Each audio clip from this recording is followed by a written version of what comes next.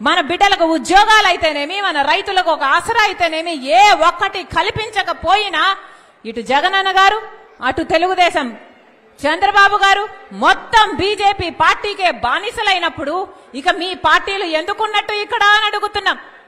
మన రాష్ట్రంలో కనీసం ఒక్క ఎమ్మెల్యేని గెలవలేదు బీజేపీ పార్టీ. మన రాష్ట్రంలో ఒక్క ఎంపీని కూడా గెలవలేదు బీజేపీ పార్టీ. ఒక ఎంపీని గెలవకుండా, ఒక ఎమ్మెల్యేని గెలవకుండానే బీజేపీ పార్టీ వశమైపోయింది ఆంధ్రప్రదేశ్. బీజేపీ పార్టీ కైవశమైపోయింది ఆంధ్రప్రదేశ్. ఎందుకంటే ఇటు పాలక పక్షం జగనన్న గారు, అటు ప్రతిపక్షం టీడీపీ చంద్రబాబు గారు మొత్తం ఇద్దరు బీజేపీకి బానిసలయ్యారు. ఆంధ్ర రాష్ట్ర ప్రజలను బానిసలుగా చేయాలని చూస్తున్నారు. ఇక మొత్తం అన్నిటికీ ప్రతి దానికి మీరు బీజేపీకి మద్దతు ఇస్తుంటే, బీజేపీ మనకు రాష్ట్రానికి ఒక్క మేలు చేయకపోయినా మీరు కనీసం నిలదీసే దమ్ము ధైర్యము మీకు లేకపోతే మరి మిమ్మల్ని ప్రజలు ఎందుకు నమ్మాలి? మీకు ఎందుకు ఓటేయాలి? కాంగ్రెస్ పార్టీ నాయకులు, కార్యకర్తలు ఈ మాటను ప్రజల్లోకి తీసుకువెళ్లాలి. కాంగ్రెస్ పార్టీ నాయకులు ప్రతి చోట చెప్పాలి, బీజేపీ పార్టీ అంటే ఎవరో కాదు, ఏదో కాదు. మన రాష్ట్రంలో ఒక ఎమ్మెల్యేని, ఒక ఎంపీని కూడా గెలుచుకోలేదు బీజేపీ పార్టీ. మన రాష్ట్రంలో బీజేపీకి ఉనికే లేదు అనుకుంటున్నారేమో. రాష్ట్రం అంతా ఉంది. ఎలా ఉందంటే బీజేపీ పార్టీ అంటే మన రాష్ట్రంలో ఇంకేదో కాదు, ఇంకెవరో కాదు. బీజేపీ అంటే బాబు, జగన్, పవన్. బి అంటే బాబు, జే అంటే జగన్, పి అంటే పవన్.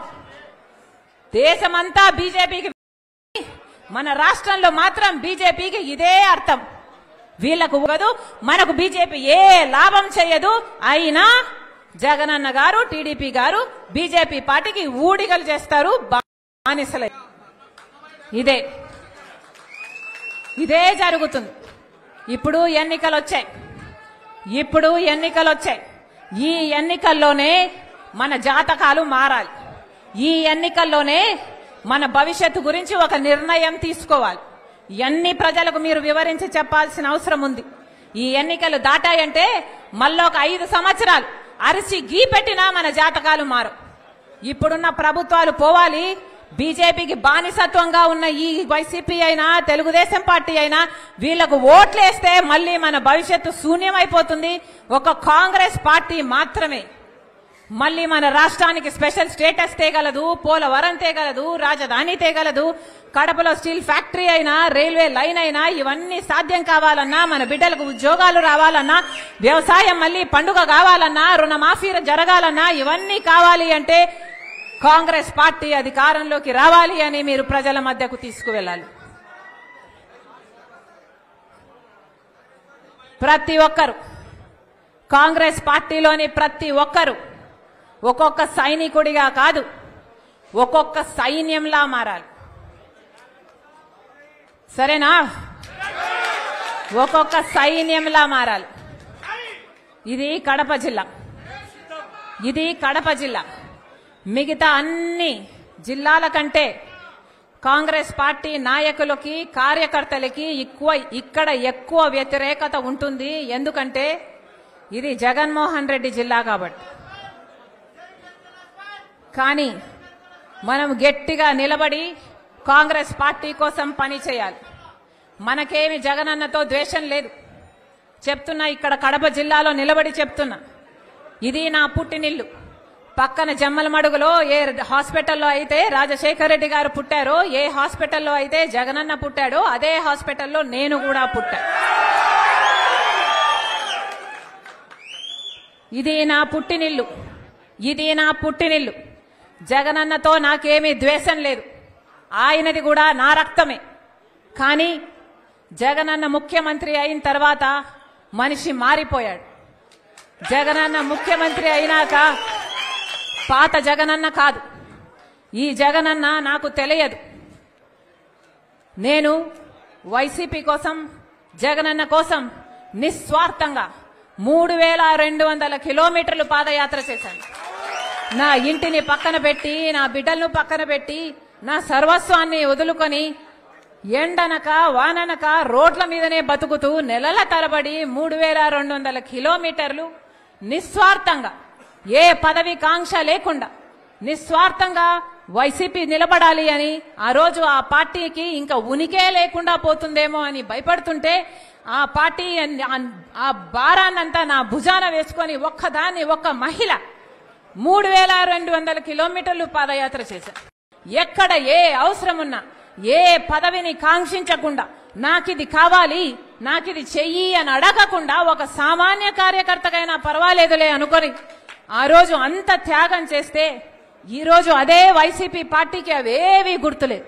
ఈ రోజు వైసీపీ పార్టీకి వాళ్ళ క్యాడర్కు వాళ్ళ సోషల్ మీడియాకి అసలు నేను ఒక మహిళనని వైసీపీ పార్టీ కోసం ఎన్ని త్యాగాలు చేశానని రాజశేఖర్ రెడ్డి బిడ్డనని గాని వాళ్ళకింత మేలు చేసిందానని గాని ఈరోజు ఒక్కటి కూడా గుర్తు పెట్టుకోలే. ఈరోజు మూకుమ్మడిగా నా మీద దాడులు చేస్తున్నారు. సిగ్గు ఎగ్గు లేకుండా ఉచ్చం నీచం లేకుండా వ్యక్తిగతంగా నన్ను టార్గెట్ చేస్తున్నారు.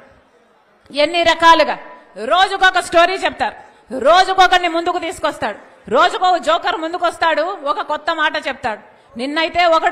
నిన్నైతే ఒకడు ఏకంగా ప్రణబ్ ముఖర్జీ పేరునే తీసుకున్నాడు. ప్రణబ్ ముఖర్జీ ఆయనకు చెప్పాడట, నా భర్త అనిలు సోనియా గాంధీ దగ్గరికి వెళ్ళాడట, ఆయనకు పదవీకాంక్ష అప్పటి నుంచే ఉందట, పదవీకాంక్ష ఉంది కాబట్టి అక్కడ సోనియా గాంధీతో నా భర్త చెప్పాడట, షర్మిలమ్మను ముఖ్యమంత్రిని చేయండి, మేము కాంగ్రెస్ పార్టీని బలోపేతం చేస్తాము, జగన్ జైల్లో పెట్టండి అని నా భర్త ఆయనకు చెప్పాడట. ఏమైనా అర్థం ఉందా అని అడుగుతున్నాం. ఇప్పుడు ప్రణబ్ ముఖర్జీ గారు లేరు చెప్పటానికి. అలాంటి పెద్ద మనిషి పేరును కూడా మీరు వదిలిపెట్టడం లేదు అంటే అసలు మీ కుట్రలకు మీ కుతంత్రాలకు ఏదైనా హదుపు ఏదైనా ఉందా? నా భర్తకు పదవీకాంక్ష ఉందా? మాకు పదవీకాంక్ష ఉంటే మా నాన్న అప్పుడు 5 సంవత్సరాలు ముఖ్యమంత్రి, మేము ఒక్క పదవైనా తీసుకోకపోయే వాళ్ళమా? మాకు పదవీకాంక్ష ఉంటే ఒక్క పదవైనా తీసుకున్నామా మేము? మా నాన్న ముఖ్యమంత్రిగా ఉన్నప్పుడు ఒక్క పదవి తీసుకోలేదు కదా. మరి మాకు పదవీకాంక్ష ఉంది అని నేను వైసీపీ కోసం అంత త్యాగాలు చేసి అంత నడుస్తే పోనీ అప్పుడైనా నేను ఏదైనా పదవి అడిగానా? పోనీ అప్పుడైనా నేను పదవులు అడుగుంటే నాకు పదవీకాంక్ష ఉంది అని మీరు అనొచ్చు. మేము పదవీకాంక్షలు ఉన్నోళ్ళమే అయితే అసలు మీకోసం మేము పాదయాత్ర చేయడం ఏంటి? నా కోసం నేను పాదయాత్ర చేసుకుంటే అర్థం ఉంది కానీ మీకోసం నేను పాదయాత్ర చేసుకుంటే నాకెలా పదవులు వస్తాయి? అసలు ఇంగితం ఉండే మాట్లాడుతున్నారా? నా భర్త అంట సోనియా గాంధీ దగ్గరికి వెళ్ళాడట. నా భర్త వెళ్ళింది సోనియా గాంధీ గారి దగ్గరికి భారతిరెడ్డి గారితో పార్టీ మా వదినమ్మతో కలిసిపోయాడు. పోని నా భర్త షర్మిలమ్మను ముఖ్యమంత్రి చేయండి అని అడిగాడు అని అంటున్నారే, అది భారతిరెడ్డి గారి ముందు అడిగాడా వెనకాల అడిగాడా? పోనీ దీనికి భారతిరెడ్డి గారు ఏమైనా సాక్ష్యం చెప్తారా? ఏమైనా అర్థం ఉండి మాట్లాడుతున్నారా? పోనీ ప్రణబ్ ముఖర్జీ గారు చెప్పారంటున్నారే, ఆయన ఆన్ రికార్డుగా ఎక్కడైనా ఈ మాట మాట్లాడా? ఎక్కడా మాట్లాడలేదు. ఆయన ఇప్పుడు చనిపోయాడు, బదులు చెప్పడానికి లేడు కనుక ఆయన పేరు తీసుకుంటున్నారు. పోనీ ఆయన కొడుకు బతికే ఉన్నాడు, ఆయన కొడుకున్నాడు, పోనీ ఆయన కొడుకు చేత అయినా చెప్పించండి మీరు, మీకు దమ్ముంటే, మీది నిజమైతే. చెప్తున్న ఒక్క మాట మీరు రుజువు చేసుకోలేరు. ఇష్టం వచ్చినట్లు జోకర్ల చేత, ఎవడి చేత వీలైతే వాడి చేత ఏది కావాలంటే అది మాట్లాడిస్తున్నారే. ఉచ్చం నీచం అవసరం లేదా? ఆడపిల్ల అన్న ఇంగితం కూడా లేదా? వ్యక్తిగతంగా టార్గెట్ చేస్తారా? ఇంకా సాక్షి అట ఇప్పుడు తెలంగాణలో నాతో కలిసి పనిచేసిన వాళ్లకు ఫోన్లు చేసి షర్మిలమ్మకు వ్యతిరేకంగా మీరు మాట్లాడితే మేము మీకు కవరేజ్ ఇస్తామని ఫోన్లు చేస్తున్నారు, వాళ్ళకు కవరేజ్ ఇస్తున్నారు. అక్కడ తెలంగాణ పార్టీలో నాతో కలిసి